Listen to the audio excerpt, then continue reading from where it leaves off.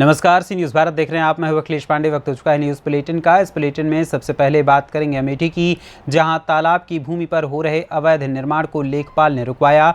आगे चर्चा करेंगे अनूपपुर की, जहां मुख्यमंत्री शिवराज सिंह चौहान ने किया मां नर्मदा का पूजन अर्चन और मांगा आशीर्वाद। साथ ही बात होगी रायबरेली की, जहां जिलाधिकारी का मानवीय चेहरा आया सामने। स्कूली छात्र छात्राएं मिलकर हुए खुश। और भी तमाम खबरों पर आई विस्तार से करते हैं चर्चा। खबर अमेठी जिले के थाना इन्होना अंतर्गत चिलौली गांव सभा से है, जहां तालाब और अवैध रूप से हुए पट्टे की भूमि पर कब्जा कर अवैध रूप से निर्माण किया जा रहा था, जिसकी लिखित शिकायत गांव सभा के नागरिकों ने डीएम अमेठी एसडीएम तिलोई से शिकायत दर्ज कराई थी। उच्च अधिकारियों के निर्देश पर हल्का लेखपाल ने मौके पर पहुंचकर पैमाइश की, जिसमें लगभग 4 मीटर भूमि तालाबीय खाते की निकली। लेखपाल ने बताया कि चिलौली गांव के निवासी अमिताभ कुमार प्रजापति, जो एक सरकारी खाते की जमीन पर कब्जा कर अवैध रूप से निर्माण करवा रहे थे, जो गलत है। वहीं लेखपाल के मौके से चले जाने के बाद अमिताभ कुमार प्रजापति ने दोबारा काम शुरू करवा दिया, तो शिकायतकर्ताओं ने डायल 112 पुलिस को सूचित किया। मौके पर पहुंचकर पुलिस ने काम रुकवाया। इन्होना थाने की थानाध्यक्ष कंचन सिंह को मामले की जानकारी दी। लेखपाल साहब, जो ये अमिताभ की ज़मीन पे आप आए हैं, जिसमें एप्लीकेशन दी गई है, एप्लीकेशन में दर्शाया गया है कि ये पट्टा निरस्त करने के वास्ते जिन्होंने भी एप्लीकेशन दी है वो मांग कर रहे हैं पट्टा गलत है। इस पे आप आए हुए हैं नापने के लिए, इसमें क्या कमियां आपको मिली या सही बन रहा है? देखिए, जो पट्टा हुआ है पट्टे पर बना है, उससे हमें कोई मतलब नहीं है। अभी निरस्त होने की कोई सूचना हमारे विभाग द्वारा हमें नहीं मिली है। अगर निरस्त होने की सूचना मिलेगी तो हम इस पर भी अपने अधिकारियों द्वारा हम कार्रवाई करेंगे। लेकिन इनके जो पट्टा इधर हुआ है, उधर का 4 मीटर इनका अवैध है, वो सारे तालाब के खाते में बना लिए हैं, वो अपना हटा लेंगे। हमारे अधिकारियों का ये निर्देश है। क्या समस्या है? हमारा नाम है पवन कुमार, मैं ग्राम पूरे गोसाईपुरवा में रहता हूँ।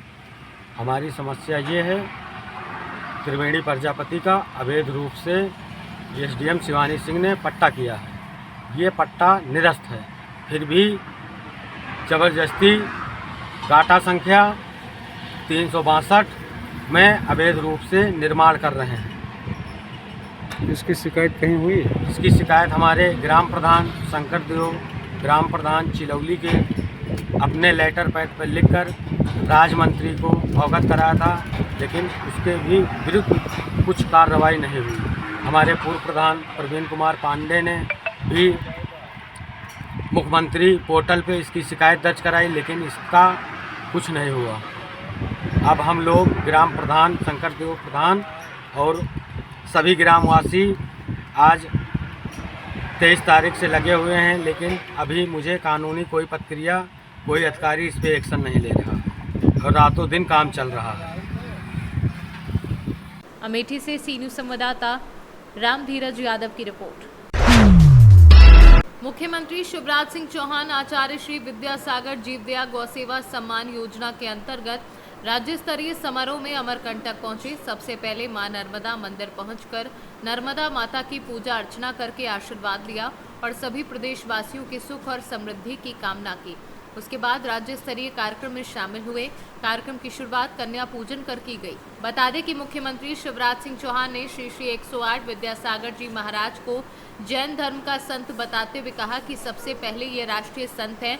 उन्होंने कहा कि गौ सेवा के लिए मध्य प्रदेश सरकार एक एम्बुलेंस डॉक्टर सहित उपलब्ध कराएगी, जिसका नंबर 1962 होगा और ये सब सेवा 1 माह के अंदर शुरू कर दी जाएगी। मुख्यमंत्री के उद्बोधन के पश्चात गौ सेवकों को पुरस्कार वितरण किया गया। महावीर जयंती पर मैं सभी प्रदेशवासियों को शुभकामनाएं देता हूं। सत्य, अहिंसा, अपरिग्रह, अस्तेय, ब्रह्मचर्य, ये मूल मंत्र बिना किसी संघर्ष के,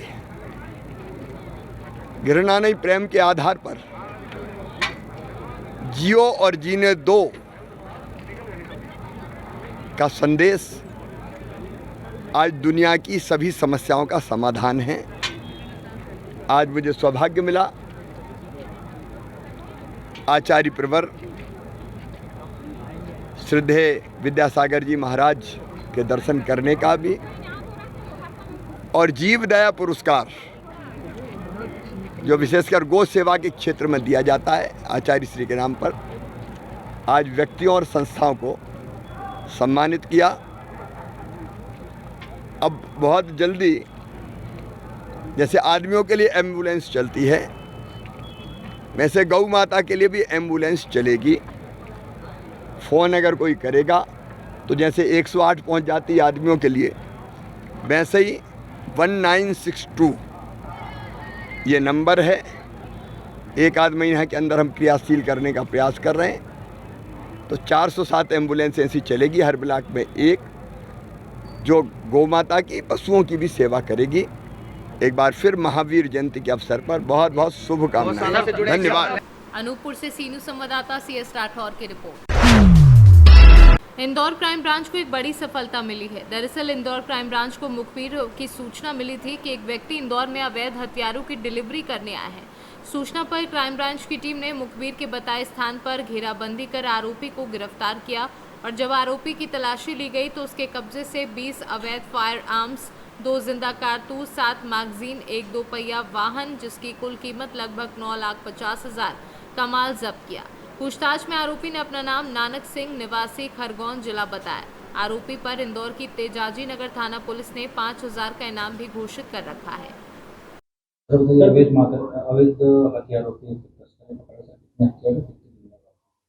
लगातार हमको ये सूचना मिल रही थी कि ऐसे कुछ व्यक्ति सक्रिय हैं सिकलीगर, जो कि लगातार इंदौर में जो है संपर्क करके अवैध आर्म्स दे रहे हैं। इस सूचना को डेवलप करते हुए जो है इसमें एक सिकलीगर नानक सिंह को पकड़ा गया है।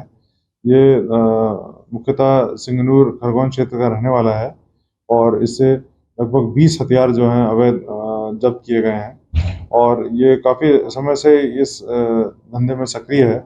इस पे तेजाजी नगर से इनाम भी है 5,000 रुपये का। पूर्व में वहाँ से फरार भी रहा है ये और लगातार इस तरह की जो है गतिविधियों में संलिप्त रहते हुए इस तरह के हथियार इंदौर में बेचने का प्रयास कर रहा था, जिसमें मुखबिर की सूचना पर उसको पकड़ा गया है।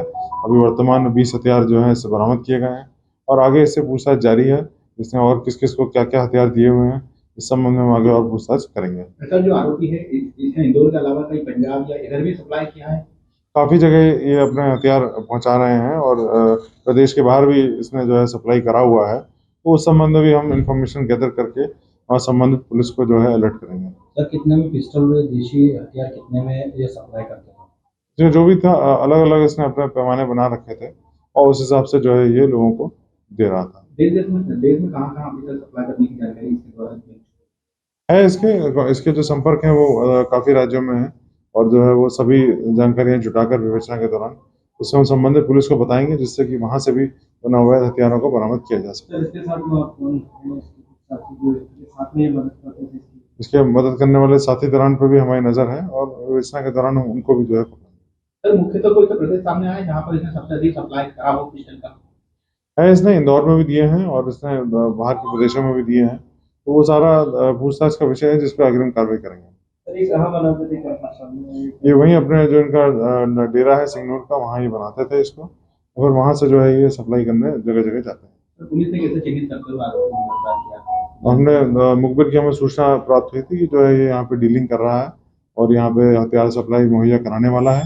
तो उस सूचना पर कार्रवाई करते हुए हमारी टीम ने उसको पकड़ा और फिर इस तरह के सभी हथियार बरामद किए। कितने सालों से जुड़ा हुआ था हथियार तस्करी में? काफ़ी सालों से जुड़ा हुआ है ये और पूर्व में भी इसका अपराध कायम है। तेजाजी नगर से ये 5,000 रुपये का इनाम भी है इस पर और ये पूर्व में ये जो है जेल भी जा चुका है, गिरफ्तार भी का उपयोग किया जाता है इसमें में किस तरह की मटेरियल जो है लोकल जो मटेरियल होते हैं उसका इस्तेमाल करते हैं। ये कबाड़ का मटेरियल उठा कर लाते हैं और भी मटेरियल रहते हैं और इसमें कोई संगठित। इंदौर से सीनियर संवाददाता सुरेश बैरागी की रिपोर्ट। उत्तर प्रदेश शासन की मंशा के अनुरूप सरकारी विद्यालयों में पढ़ रहे कक्षा 5 से 8 तक के छात्र छात्राओं को उनके समग्र विकास, जीवन जीने के तरीके और ऐतिहासिक धरोहरों से रूबरू कराकर उनके जीवन को एक नई दिशा देने के लिए शिक्षा विभाग द्वारा आज शहीद स्मारक का भ्रमण कराया गया। साथ ही साथ स्वतंत्रता संग्राम सेनानियों के जीवन, भारतीय इतिहास के बारे में उन्हें अवगत कराया गया ताकि यही बच्चे आगे भविष्य में जाकर देश की एकता, अखंडता को बनाए रखें। जिलाधिकारी माला श्रीवास्तव द्वारा बच्चों से मिलकर उन्हें चॉकलेट और मैंगो फ्रूटी देकर सम्मान किया गया और बच्चों द्वारा चॉकलेट और फ्रूटी रूपी सम्मान को पाकर खुशी जाहिर की। मैम अभी कुछ बच्चे आए थे, क्या है पूरा मामला? ये कक्षा 5 के स्कूल के बच्चे हैं और इन लोगों का ये आज एक एक्सकर्शन कराया गया है। शासन ने ये कार्यक्रम शुरू किए हैं ताकि बच्चों के पढ़ाई को एक समग्र रूप में देखा जा सके और मात्र किसी कक्षा की दीवारों के अंदर और 4 किताबों तक ही ये सीमित ना रहे, बल्कि एक पूरे जीवन का अनुभव और जीवन जीने की शैली के बारे में ये पूरी एक समग्र शिक्षा हो। तो उसी कड़ी में आज इन लोगों को यहाँ पर जो मुंशीगंज स्थित शहीद स्थल है वहाँ का एक्सकर्शन कराया गया, वहाँ के महत्व के बारे में बताया गया ताकि इन बच्चों में ये एहसास हो कि हम लोग जहाँ खड़े हैं, जो हमें अधिकार मिले हैं, जो हम लोग जीवन जी रहे हैं, ये किसी के बलिदान की देन है और उसके प्रति हमारी जो जिम्मेदारियां हैं, इस देश के समाज के प्रति जो हमारी जिम्मेदारियां जब होगा इस उम्र से, तो वो आगे चलकर देश के अच्छे नागरिक बनेंगे और उनके माध्यम से समाज के सभी वर्गों को एक महत्वपूर्ण संदेश जाता है, क्योंकि बच्चे अपने परिवार और आस पड़ोस के लिए बहुत महत्वपूर्ण संदेश वाहक का भी काम करते हैं और क्रांति लाने की जो चिंगारी होती है वो यहीं से शुरू हो सकती है। तो एक तरह से बेहतर समाज के निर्माण और बेहतर जीवन शैली को बढ़ावा देने के उद्देश्य से आज ये कार्यक्रम हुआ। फिर इन बच्चों से मेरी भी मिलने की इच्छा थी, तो हम लोगों ने उनसे इंटरेक्ट किया, उनसे पूछा कि उन्होंने क्या सीखा, आगे वो कैसे अपनी इन अनुभवों को और बेहतर ढंग से समझ सकते हैं और स्रोतों से जानकारी हासिल करने का पूरा प्रयास करें और अपने सपनों को साकार करें और हम इस पूरे सफ़र में उनके साथ हर समय खड़े मिलेंगे, ये उनसे बताया है। रायबरेली से सी न्यूज़ संवाददाता इंद्रेश की रिपोर्ट। स्वामी महावीर का 2622वां जन कल्याणक महोत्सव जैन समाज बंधु बकानी द्वारा परंपरागत हर्षोल्लास के साथ मनाया गया। शोभा यात्रा का पुष्प वर्षा के साथ ही शीतल पेयजल पिलाकर स्वागत किया गया। इस अवसर पर 24वें अंतिम तीर्थकार श्री भगवान महावीर स्वामी की आकर्षक झांकी जैन सोशल ग्रुप मकानी के तत्वाधान में सजाई गई। बैंड बाजों के साथ समाज के युवाओं को ध्वज पताका हाथ में लिए घोड़ियों पर बिठाकर समस्त समाज बंधु महिलाएं बाल गोपाल के साथ विचित्र वेशभूषा धारण कर शोभा यात्रा में शामिल रही। राजस्थान से सी न्यूज़ संवाददाता रमेश चंद शर्मा की रिपोर्ट। खबर बगाहा से है, जहां 31 फरवरी की रात में हुए मुखिया के हमले में अब क्षेत्र 2 गुटों में बंटने लगा है। यहां के लोगों की माने तो इसके पहले भी वर्चस्व की लड़ाई के कारण इस क्षेत्र में माओवाद बढ़ा था। फिर से लोगों को इसका डर सताने लगा है। बता दें कि 31 फरवरी को मुखिया के ऊपर कुछ लोगों ने हमला बोला था।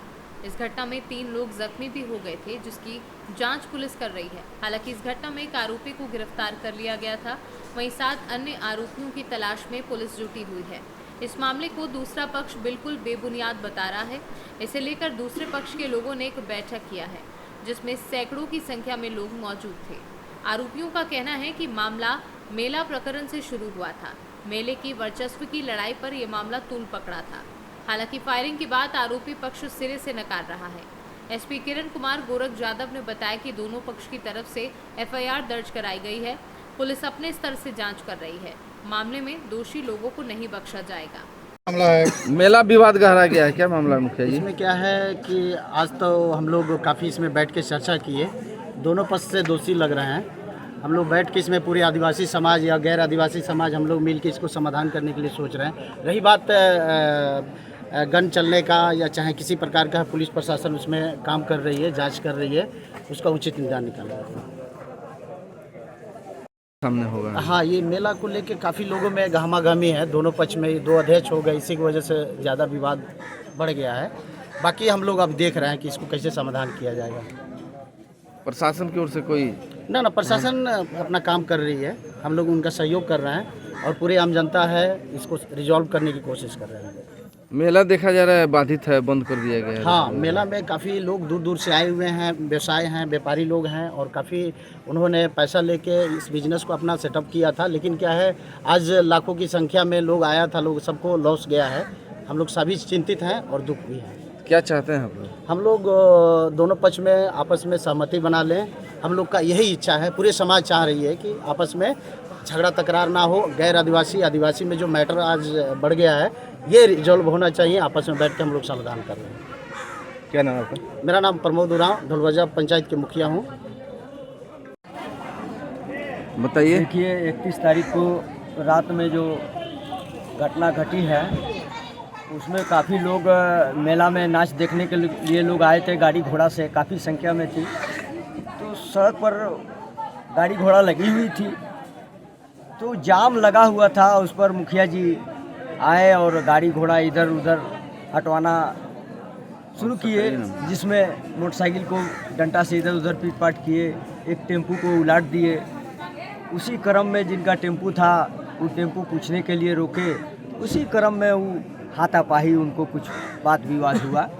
लेकिन जो केस हुआ है उसके कल हो करके जो लोगों को जुटा करके जो रंग दिया गया समाज में कि आदिवासी समाज ये बहुत माने गलत है, जो लाल सलाम का जो रुतबा दिया गया है और यहाँ बाजी और धांगड़ का जो नारा लगाया गया यह बहुत गलत बात है। उसमें बंदूक नहीं लहराया गया, जो भी था वो लाठी डंडा आपस में बात विवाद हुआ। हम लोगों के पास कोई बंदूक नहीं था।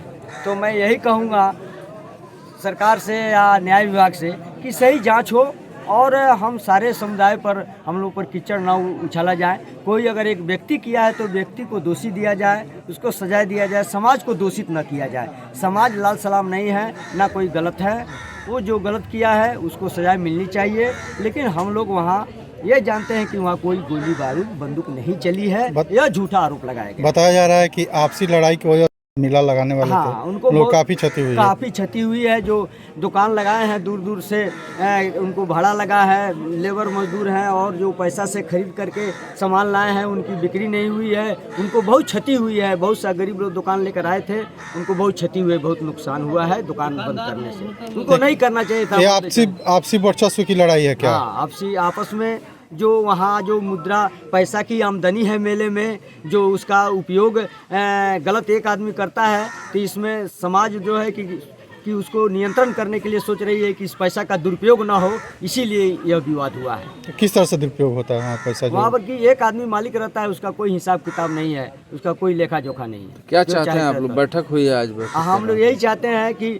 वो मेला में लगे तो उसका नियंत्रण हो, उस पैसा का सही उपयोग हो, समाज में उसका विकास हो और हम लोग को न्याय मिलना चाहिए। जो हम लोग पर कीचड़ उछाला गया है, झूठा इल्जाम लगाया गया था, उसका सही जांच करके न्याय मिलनी चाहिए। उस पैसे से ऑर्केस्ट्रा वगैरह भी होता है क्या मेला में? हाँ, सब ऑर्केस्ट्रा वगैरह भी होता है, नाच भी आता है, उसी पैसे से सब होता है। क्या नाम है? हमारा नाम हरिकिशन उरांव है, हमारा घर भिखा हुआ। बिहार से सीनू संवाददाता समीउल्लाह काशमी की रिपोर्ट। कोटपा थाना क्षेत्र के बेलवा माधो पेट्रोल पंप के समीप हथियार से लैस बाइक सवार अपराधियों ने गोली मारकर कार सवार से 3.5 लाख रुपए लूट लिए। गोली से घायल कार सवार को निजी अस्पताल ले जाया गया, जहां उनका इलाज चल रहा है। घटनास्थल पर सदर डीएसपी रामपुकार सिंह, इंस्पेक्टर गौरी कुमार के अलावा डुमरिया घाट थाना एवं कोटपा थाना पहुंच जांच पड़ताल शुरू की। वहीं पंप समेत तमाम सीसीटीवी को पुलिस खंगाल रही है। घटना के संबंध में बताया जा रहा है कि चिरैया के खतखड़ी निवासी पैक्स अध्यक्ष संजय राय एवं पवन कुमार अपने ट्रक को छुड़ाने आरा के लिए नैनो कार से रवाना हुए थे। कोटपा थाना क्षेत्र के बेलवा माधो में 2 बाइक सवार 4 अपराधियों ने अंधाधुंध गोली बरसाते हुए कार रोकी। अपराधियों की गोली से एक व्यक्ति घायल हो गया। अपराधी 3.5 लाख लूट चलते बने। गोली की आवाज़ सुन अगल बगल के लोग इकट्ठा होकर घायल को स्थानीय स्तर पर इलाज के लिए ले गए। इस बाबत सदर डीएसपी ने बताया कि जल्द ही घटना का उद्भेदन कर दिया जाएगा। मोतिहारी से सीनू संवाददाता दीपक कुमार पांडे की रिपोर्ट। ताज़ा मामला रायबरेली के तौदकपुर थाना लालगंज से सामने आया है, जिसमें एक गरीब परिवार अपने पूरे परिवार के साथ पीढ़ियों से पुश्तैनी मकान में निवास करते चले आ रहे हैं। वहीं पीड़ित परिवार एमपी के इंदौर शहर में कुछ समय से परिवार के पालन पोषण के लिए रह रहा था। जब पीड़ित परिवार अपने पैतृक घर आया तो उसके घर पर स्थानीय बीजेपी नेता मनीष त्रिवेदी द्वारा अवैध रूप से घर पर कब्जा करते हुए ताला लगा दिया। जब पीड़ित सारा माजरा देखकर दंग रह गया, तब उसने दबंग बीजेपी नेता मनीष त्रिवेदी से अवैध कब्जेदारी को लेकर अपनी बात रखी, तो बीजेपी नेता द्वारा घर छोड़कर भाग जाने और जान से मारने की धमकी दी। पीड़ित परिवार छोटे छोटे बच्चों, महिलाओं के साथ अपना सामान लेकर उच्च अधिकारियों की चौखट के चक्कर काट रहा है। पीड़ित परिवार को अब तक सत्ता पक्ष के नेताओं के दबाव में प्रशासन से न्याय की दरकार है। वहीं जब इस मामले को लेकर मीडिया कर्मियों द्वारा जिलाधिकारी माला श्रीवास्तव से बात की गई तो उन्होंने मामले में जांच के नाम पर पल्ला झाड़ती जरूर नजर आई और ऑन कैमरा कुछ भी कहने से इनकार कर दिया। क्या नाम है, कहाँ से आई, क्या समस्या है आपकी? सर हम तौधकपुर से आए हैं, रेखा नाम है हमारा। क्या समस्या है? सर हमारा घर जो है कि तौधकपुर में है, हम जॉब वगैरह करते हैं, इंदौर में सारा परिवार रहता है। हम यहाँ हर साल यानी आते ही रहते हैं। हम पिछले 4 महीने पहले ही आए थे, घर की साफ़ सफाई करके गए। हमारे बच्चे का बर्थडे मनाना था हमें इस मार्च में, तो हम वहाँ से यानी आए हुए हैं। घर साफ़ सफाई पहले ही करके गए थे। आने के बाद हमने चाबी लगाई तो ताला खुला नहीं, तो हमने ताला तोड़ दिया। तोड़ने के बाद अंदर देखा तो पूरा सामान जो था हमारा दहेज का वो भी गायब मिला, और हमारा जो कमरा टीन का बना हुआ था वो टूटा हुआ मिला। और हमने जब जानकारी पड़ोस में की तो उन्होंने बोला मनीष त्रिवेदी जी ने आपका कब्जा कर लिया है। कौन है मनीष त्रिवेदी? ये बीजेपी नेता हैं सर। तो फिर सर उनके पास गए तो उन्होंने हमें मारने धमकाने की मतलब कोशिश की। बोले आप यहाँ से चले जाइए, ये हमने लिया है, ये हमारा है, ज़बरदस्ती बोल रहे हैं सर। हमको घर के अंदर जाने नहीं दे रहे हैं, और नए नए चेहरे से परिचित करवाते हैं। बोलते हैं कि आप यहाँ से चले जाइएगा, नहीं तो हम आपको मार पीट के खेत देंगे और हमारी जान का खतरा भी है। जी सर। इसकी शिकायत फिर आपने कहीं पे की? हमने सर 15-20 दिन पहले से बहुत सारे एप्लीकेशन दे रखे हैं। जो कहाँ पे एप्लीकेशन दिया है? लखनऊ में दे दिया है, तहसील में दे दिया है, डीएम मैडम को भी दे दिया है, एसडीएम को भी दे दिया है। कोई सुनवाई करने थाने में दिया? जी सर दिया है। उन्होंने बोला ये मेरा मामला नहीं है, ये तहसील में जाइए। तहसील में गए हैं तो ये बोलते हैं कि ये इसमें मैं कुछ नहीं कर सकता, आप कार्यालय से परमिशन लेके आइएगा। बीजेपी नेता है इसलिए कार्रवाई नहीं हो रही? जी सर यही है। वो उन्होंने ये भी बोला है कि मैं बीजेपी नेता हूँ, मेरा सरकार कुछ भी नहीं बिगाड़ सकती और ये सारा कुछ मैं जेब में लेके चलता हूँ, आपको जो करना है वो कर लीजिए, कुछ नहीं होगा। अगर आपको न्याय नहीं मिला तो क्या करेंगे आप लोग? सर हम यही बैठेंगे और क्या करेंगे, हमारा घर ही नहीं है। हम इतने दिन से इधर उधर भटक रहे हैं रिलेशन वालों के यहाँ, और जहाँ भी जा रहे हैं तो हम उनके यहीं से जा रहे हैं। हमारा घर नहीं है तो हम क्या करें सर, यहीं रहेंगे। आज आप जो आए हैं, क्या कहा जिलाधिकारी ने? डीएम मैडम के आए हैं सर अपनी गुहार लगाने की हमारा मकान हमें दिलवाया जाए। क्या आश्वासन मिला? कुछ भी नहीं, उन्होंने बोला है कि आप बैठिए, आपका काम हो। रायबरेली से सीनू संवाददाता इंद्रेश की रिपोर्ट। तहसील क्षेत्र के 2 ग्राम निवासी राम गुलाम के खेत में बिजली के खंभे गए हुए हैं। दोपहर बाद लगभग 2 बजे बिजली के पोल में स्पार्किंग होने के बाद अचानक आग लग गई। घटना में लगभग 2.5 विस्वा खेती की गेहूं की फसल जलकर राख हो गई। तहसीलदार अभिनव पाठक ने बताया कि नुकसान का आकलन कराया जा रहा है, संभव मदद की जाएगी। आपका क्या नाम है? राम गुलाम। पिताजी का क्या नाम है? जंगली। गांव कौन सा है? टूक। क्या हुआ है मामला? खेत में आग लगी है बिजली विभाग की लापरवाही से। अच्छा, बिजली विभाग की लापरवाही से आग लग गई है। हाँ। अच्छा, काहे में लगी? खेत में गेहूं जल गया हमारा। कितना जल गया होगा? लगभग 2-2.5 विस्वा जल गया। 2-2.5 विस्वा। पहली बार लगी है कि एक पर साल लगी तो थोड़ा सा जल गया, कोई बात नहीं। अब की 2-2.5 विस्वा जल गया।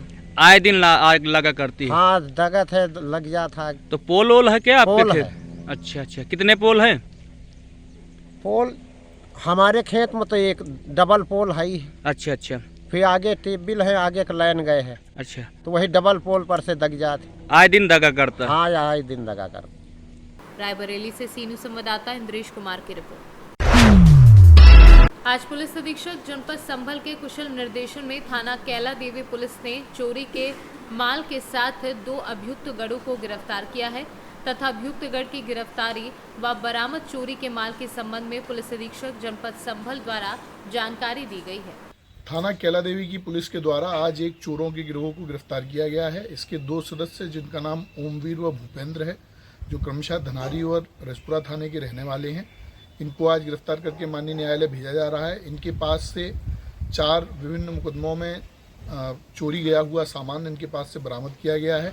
यह गिरोह मुख्यतः जो ट्यूबवेल हैं उन पर लगे हुए बैटरों को, इन्वर्टर तथा दूध फेंटने की मशीन, इस प्रकार का छोटा सामान चोरी करते थे। इनके द्वारा 2 पंचायत घरों से भी चोरी की गई है, उसका माल भी बरामद किया गया है। एक सीजशुदा बाइक भी इनके पास से बरामद की गई है। अन्य विधिक कार्रवाई इसमें प्रचलित है। इनके गिरोह का एक सदस्य अभी फरार है, उसकी गिरफ्तारी का प्रयास किया जा रहा है। संभल से सीनियर संवाददाता LK भारद्वाज की रिपोर्ट। फिलहाल के लिए इस न्यूज़ बुलेटिन में बस इतना ही। देश दुनिया की तमाम खबरों के लिए देखते रहें सी न्यूज़ भारत। हर खबर आपके साथ, आपके हाथ।